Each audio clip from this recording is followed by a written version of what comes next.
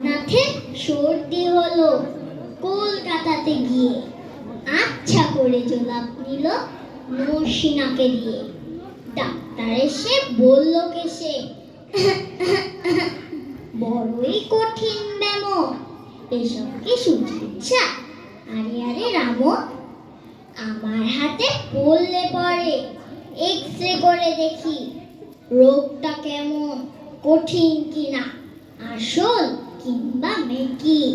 Thermometer মুখে রেখে সাবধানেতে থাকুক, আইস ব্যাগটা মাথায় দিয়ে একটা দিন তো রাখুক। ইঞ্জেকশন নিতে হবে, অক্সিজেনটা পরে, তারপরেতে দেখবো এই রোগ থাকে কেমন করে।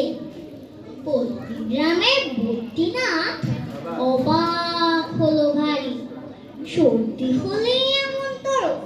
ধন্য ডাক্তারি। সবাইকে ধন্যবাদ।